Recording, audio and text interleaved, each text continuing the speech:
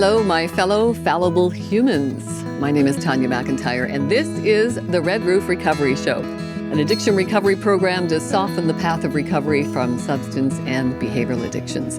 I want to take a moment to thank my friend, a very talented musician, songwriter, Russell Allen Scott, for gifting me the use of this beautiful song called Greatest Bravery. Thanks, Russell.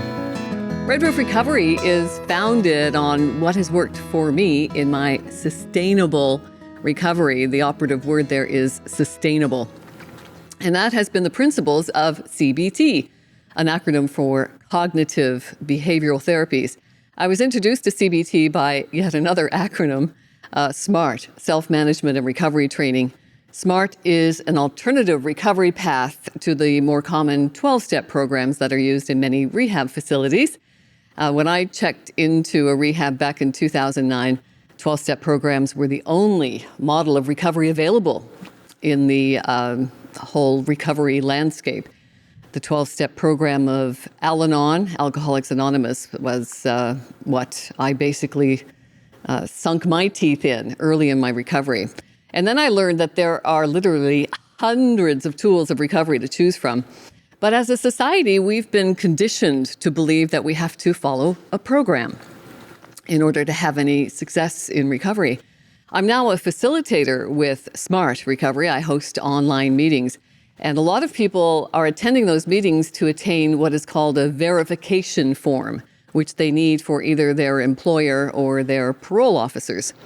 12-step programs at one time were the only game in town for many years. So it's nice to see programs like SMART cropping up in the field to offer a more secular approach to addiction recovery, more evidence-based. On today's episode of Red Roof Recovery, I'm grateful to have my partner and best friend with me. Sir Lancelot is my husband of more than 3 decades and has lived with me through my addictions. And he offers some great perspective to family members who are living with loved ones who are still suffering with addiction. And most of the inquiries that we receive are from family members who are trying to help their loved ones. And the sad reality is that there's very little you can do as a family member to help your loved one, except to help yourself. And that's a really difficult concept for people to grasp. What do you mean I can't help? Why isn't my love enough? But all you can do, there's great power in knowing that the only thing we can control in life is ourselves. So you need to help yourself. Today, we're going to be delving into the topic of denial. And in recovery circles, the joke is that denial is more than a big river in Egypt. Denial. I was addicted to drugs and alcohol for 20 plus years of my life, and denial ran very deep for me.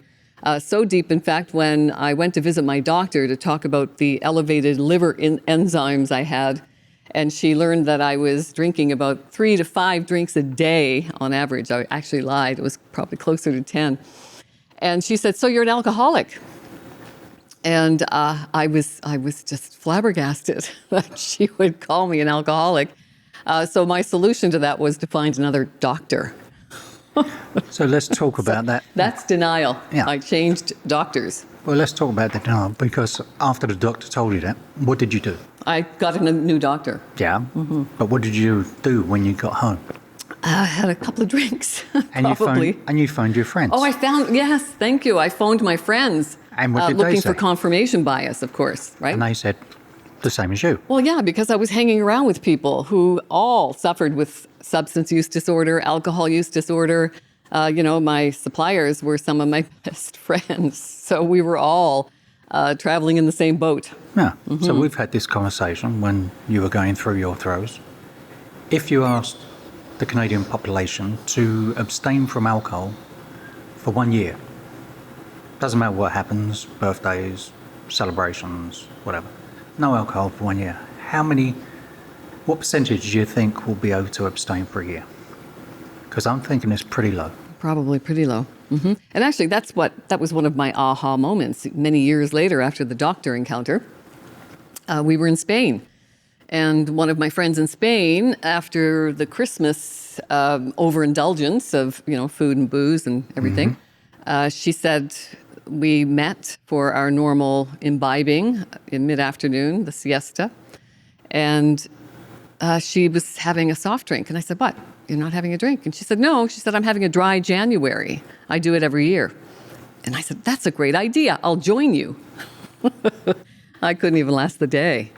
So then I knew that I no longer had control over this. It was controlling me. So you couldn't deny it any longer? Well, I still managed to deny it. We arrived in Spain in 2007. I didn't seek help until 2009. So yeah, there was still some denial running. But there must be a certain amount of dissidence going on in your brain, as in I think it started with the dry January, realizing I couldn't even last the day because, I didn't have a reason to stop before. I was managing my addictions quite well through, I didn't lose stuff that my friends were losing. I never lost my family, never lost a job, never lost a vehicle. So I was one of the lucky ones. Didn't end up in jail for driving drunk or killing someone while driving drunk. Yeah, you were very lucky. I was very, very lucky. In SMART, self-management and recovery training, the alternative to 12-step programs, you can find them at smartrecovery.org. They have something called stages of change. And what I find the longer I'm in recovery and the longer I'm working with people who are still struggling with substance and alcohol use disorders, I find that timing needs to be in place for people. The motivation needs to be there, and there needs to be a decision from them to change. Interventions I don't think work. I haven't seen an intervention work successfully yet. It could work temporarily. Any change in life needs that, not just alcohol. Right. So I love that SMART has all these neat little tools and templates that we can use in recovery. I love tools, I love templates, and I love acronyms because it helps me remember. So the stages of change start with pre-contemplation, where I stayed for 20 years. And pre-contemplation is stop bugging me, I don't have a problem. I've got this under control. So the strategies around that when you find yourself in pre-contemplation is to be honest. I mean, that's even one of the main tenets of 12-step programs. You need to be honest in the program with yourself. And then you examine the whole situation. And again, SMART offers cognitive behavioral tools for that as well. Cognitive being thinking, and then of course the behavior is the actual behavior, actions, the consequence of the thoughts lead to our behaviors. And then attending meetings, smartrecovery.org, like everybody, everything migrated to Zoom during the pandemic, and a lot of the meetings are still on Zoom. So you can access online meetings 24/7. And then a lot of the in-person meetings are available now. We're doing 2 weekly here in Goderich, and the one I initially started in the Waterloo region of Ontario, that's back up and running now at the Kitchener Community Centre. And Smart Recovery has a fantastic app. I just love the app. They've done such a great job on that app. And you can access meetings from the app. So do a search on your phone for Smart Recovery. And you can find meetings, just put in your postal code, and also daily motivation, which I love, and the toolbox. You can access a lot of the major tools that we talk about at meetings from this app. So get the Smart Recovery app. Highly recommended. The next stage of change, and then the tools, of course, you can use in pre-contemplation, a variety of them. The hierarchy of values, where you define what it is that you want in life. I mean, how often have we actually sat down to think about what do I want? It's just unheard of. It's not something that we're encouraged to do. No. Who do you think you are? What do you mean what you want? You are on this planet to provide and perform, especially if you're a parent. I'm 63 and I still don't know what I want. And it goes fast. It goes very fast. Mm-hmm. So sit down with a piece of paper and a pen and write down, what do I want? What am I doing about it? How do I feel about what I'm doing about it? SMART is all about helping us direct rational analysis inward so we can bring forth some of this contemplative stuff that kind of stays stuck inside of us. We're not encouraged to bring it out. So directing rational analysis inward prevents us from, I think, reacting We learn how to respond instead of Respond react. instead of react. I had a lot of compulsive reactions happening in life that I started to address. Not only once I got my addictions in check, then I could look at the other things that I wanted to fix in my life, like compulsive reactions. Yeah, you've mellowed out quite a bit. Thank you. I've worked hard at that. Thanks for recognizing that. I appreciate it. Thanks. Couldn't really fail to notice it. And thanks for sticking around. I give you all the credit for this marriage. Thank you. It's never been boring. I love you and I really, really like you. Thanks. So the next stage of change is contemplation. So I think I want to change, and we're being a little ambivalent, we're on the fence. We're not really unmotivated or in denial, but not really ready to make the commitment. So then we need to get some clarity around the situation. And what helps with clarity is contemplation. It's one of my favorite words. Go contemplate. Mm-hmm. Talk to your friends and family. Friends and family can sometimes learn communication skills that will help loved ones seek recovery sooner than later. So instead of the blame, shame, complain situation that we all seem to fall into with heightened emotions around communication when people aren't behaving the way we want them to behave, we can get sucked into that vortex of unproductive dialogues, which doesn't help. Well, as we've said before, that's a very difficult conversation to have. It is. Because of our learned experience, when someone's in denial that they've got a problem with addiction, and you bring up that maybe you need to look at this, then there's normally quite a violent reaction. Mm-hmm. So you learn to keep quiet. Yes. Yeah. So when you want to avoid the confrontation. When the people in with the addiction are coming to the realization through these steps, you've learned to keep quiet. And it's a very difficult thing to actually turn around and open a dialogue. It is. Because you don't know what's coming. And but it's necessary. It is definitely necessary. And Smart Recovery has a wonderful approach to that. They have a family and friends division that you can check out as well at smartrecovery.org. And in Family and Friends, they offer a template to approach these difficult conversations with your loved ones, or anybody, really. And it's another acronym. And this one is PIUS, P-I-U-S, the P being keep it positive, the I means keep it about I, a lot of I statements, not you. It's all about you. And the U is for understanding, so you want to express that you understand where the other person is coming from, and ideally, if you can repeat back to them exactly what they said, word for word, all the better. And then the S is sharing the responsibility of the situation, but also being, I think it's important to stand strong when drawing, and I don't like the word boundaries. I prefer to think of it as a mutual respect line that we're drawing with each other. But it's important to stand firm with that and be consistent, which is really difficult for a lot of people, especially parents, to remain consistent. So that template, if you want that one, and if you want to have some help with role playing around that, I'm always happy to do that. I love to do it. And you can email me at redroofrecovery@gmail.com, and I will send you that PIUS worksheet to approach those difficult conversations. So getting back to the denial part of it, do you think that people don't like change? I found this out when we were networking, and we had a product that it was a 1 monthly fee for data. Mm-hmm. Unlimited data, 1 monthly fee. And I went into work and I was having a conversation with this guy who just got a blended family. And they had 3 gamers, teenage gamers. And he was spending hundreds of dollars a month in excess data usage. And I said, well, I've got this thing. It's less than you're paying for your normal thing now. I think it'd be a good fit for you.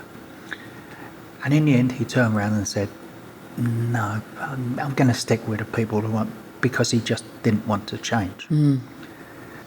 It's quite a paradox of life, isn't it, that we resist change because we get so comfortable in those comfort zones.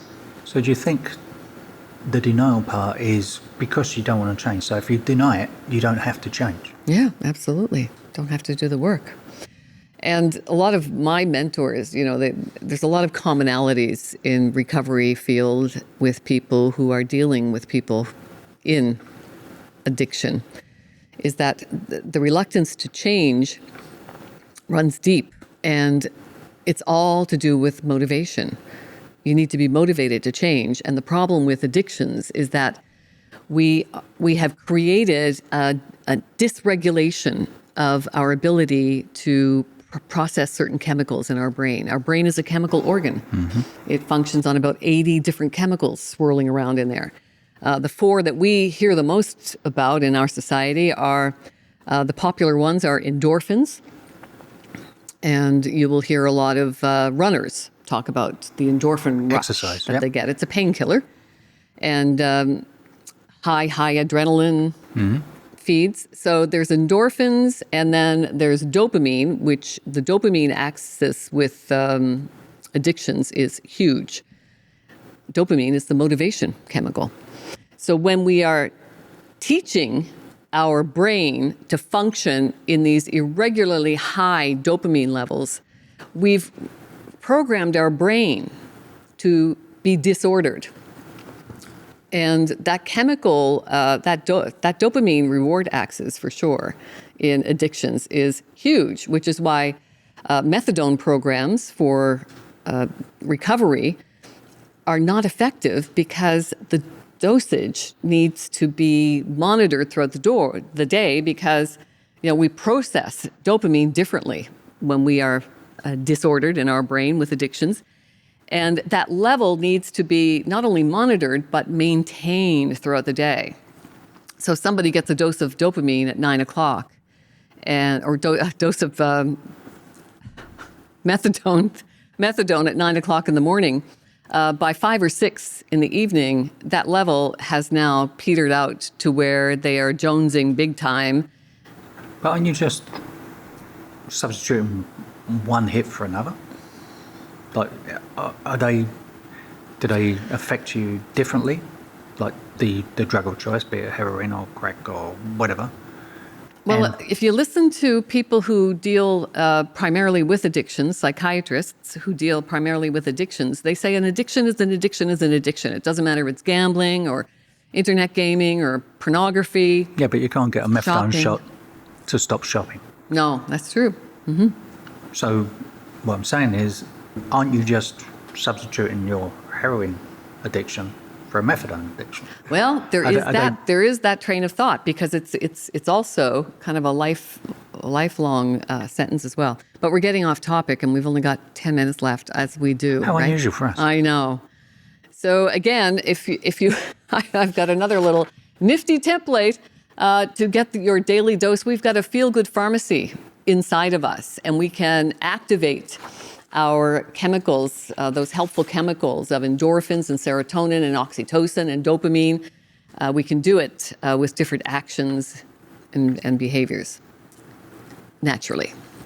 So I'm happy to send that to you as well. redroofrecovery@gmail.com.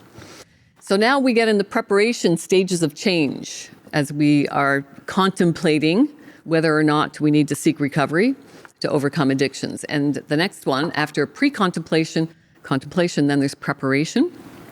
So now I know I need to change, but how do I do it? So for me, the preparation stage was, I was so drunk one night, clearly seeking help, decided that I needed help. And I was online looking at all the different options.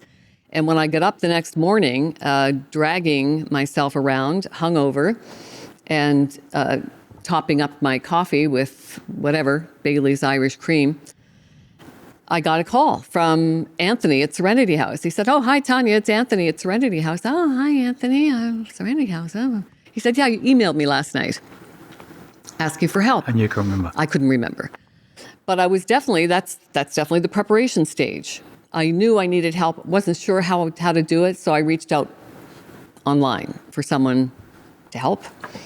So considering my options, taking the small steps, that was certainly a small step for me to reach out, send an email to somebody who might be able to help. And then looking ahead instead of backwards. So that's huge, right? Because our mind is a computer processor that is just keeping memories for us. And that's why we're processing 60, 70,000 thoughts a day that are all about what's happened in the past. It's an accumulation of data. It is. That's all it is. So we need to learn how to look ahead. You know, I can't go back and create a new past, but I can start from today and create a new future. And again, some of the tools that SMART offers: risk rewards, cost benefit analysis. That's what we did with you every week to convince you to retire sooner than later. Yay! I love the cost benefit analysis. The what? And here we are. And here we are. There's a change plan worksheet. Fantastic, SMART. And that's a SMART goal worksheet, change plan worksheet. So that's another acronym when we're planning goals. Lance hates acronyms. That's why I'm laughing every time I say acronym. So setting SMART goals is you make them specific, you make them measurable, you make them attainable, realistic, and time-bound. So that's a SMART goal acronym. So you update your change plan based on that SMART goal. And urge management, huge because of that dopamine reward axis, right? So now our dopamine levels have fallen. And how do we, it's like a vacuum. You talk about the vacuum. If we give up something, there's going to be a vacuum to fill. You've always got to fill the vacuum. How do we fill it? Well, we've got a feel-good pharmacy of chemicals rolling around in our body that we can use just by doing different activities naturally, drug-free. So learning how to do that naturally, get the dopamine levels revving up naturally without the drugs and alcohol or other behaviors that are giving us those irregular dopamine boosts. And then we go into action as the next stage of change. So now I'm working on changing my behavior and gaining an understanding of my emotions. That was huge because I was self-medicating emotions for my life. From the time I took my first drink when I was about 11, I was self-medicating emotions. And then building relationships, peer support, huge. And identifying, committing to trying new coping strategies. There are hundreds of ways, tools in recovery. You don't need a program. You just need to find something that resonates with you that you're going to do every day. That's all you need to do. Find something that clicks with you. And when you find it, you grab onto it with both hands and you keep doing more of it. And then just keep looking for other things that are going to keep you motivated to abstain. And if you listen to a lot of psychologists and psychiatrists, people who lack direction doesn't mean they haven't got an addiction. But if they lack purpose in that, they tend to get more depressed and whatever. So these tips and tools work for everyday people. Absolutely. People without addictions. Yeah. I always say it's not just for addictions, it's for life. Yeah. It's life management tools. And then comes the next stage of change, which is maintenance. I'm committed to sticking with abstinence. So in 12-step programs for 8-9 years, I was relapsing every couple of years. I'm happy to say since I became a facilitator with SMART in 2018, I have managed a sustainable recovery. I have abstained from drugs, alcohols, harmful substances, and behaviors. So there's a lot to be said about this for me, but it doesn't work for everybody. No. And that's the key. Hundreds of tools to choose from. Find what works for you and then do more of it, because there's lots to choose from. And you don't need a program. But that's another thing. We're socially conditioned to think that you need to check into a rehab for 30 days to have recovery. It's baloney. You just need a commitment and motivation to change. And then find the tools of the hundreds to choose from and do it. Do something that you're going to do every day. Lots of tools. Get the Smart Recovery app. Take a look at the toolbox. Yeah. Well, society programs us to look at things, like you say. Mm-hmm. We were told that 30 days was the minimum for a recovery program. Now you're into 45 and 60 days. I know. And the success rate, as one person said, what is the success rate in addiction? Is it someone that's abstained for 1 year, 10 years, 12 years? If someone with 30 years abstinence falls off the wagon, does that mean the program they took 30 years ago was a failure? It's a very hard thing to put a metric on. Absolutely. When people ask me, so what's your success rate? It's as successful as you want to make it. Yeah. And then finally, the final stage of change is exit. I'm moving on with the rest of my life. In SMART, we say, we don't want you here for life.